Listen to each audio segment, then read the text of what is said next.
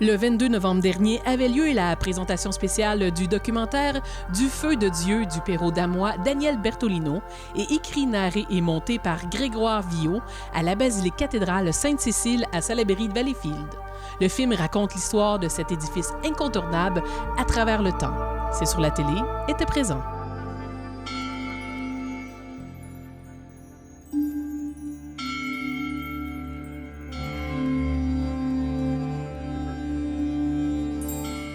Merci d'être là pour ce lancement. Alors, bienvenue au cœur du patrimoine. Nous y sommes grâce à vous. C'est lieu d'art et de culture et de recueillement. Lieu majestueux, magique, chef-d'œuvre d'architecture qu'il a fallu sauver du désastre de l'incendie et du passage du temps. Et nous avons voulu, avec l'appui de l'historienne Édith Préjean, vous raconter son histoire. Une histoire fantastique, douloureuse, qui a subi des moments difficiles comme les incendies, comme le dernier incendie. Parlez-moi du titre du feu de Dieu. C'est un titre quand même pas inusité.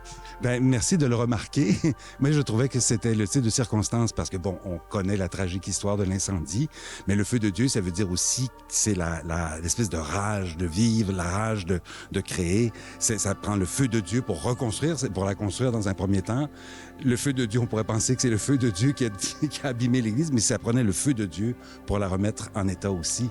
Puis ça se trouve que ce défilé est aussi impressionnant. Les deux versions de l'histoire, les deux moments de l'histoire, la construction de la cathédrale et son sauvetage, pour moi, c'est deux films de Spielberg, là, faits par Daniel Bertolino, ce qui est aussi bon, d'ailleurs, écrit par moi, c'est encore meilleur.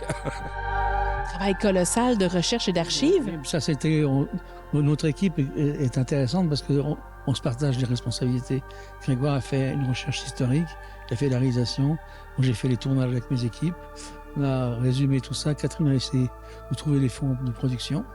Et pendant 3 ans, en pédalant, on a réussi à équilibrer le budget pour pouvoir faire quelque chose qui sort de l'ordinaire, tu vois.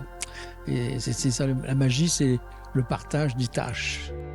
Un de nos grands défis, c'est de remettre en valeur la pensée sociale de l'Église. Vous avez assisté à la projection, c'était la première. Vos premières impressions? Absolument subjugué, absolument charmé, étonné du tour de force que ce film-là fait, d'être capable de situer la cathédrale dans son histoire locale, dans l'histoire du monde, dans l'histoire de la planète, dans l'histoire du catholicisme social entre 1891 et 2025. Bien comprendre qu'il s'agit d'une œuvre d'art totale.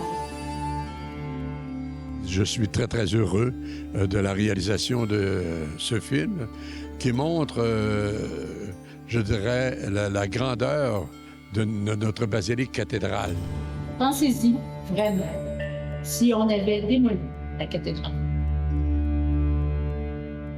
Et bien entendu, à tous les artisans qui peuvent nous donner ce privilège de vivre ce moyen de communication, de promotion pour notre campagne de financement, un peu plus haut, un peu plus loin, une cathédrale pour tous. Bon visionnement.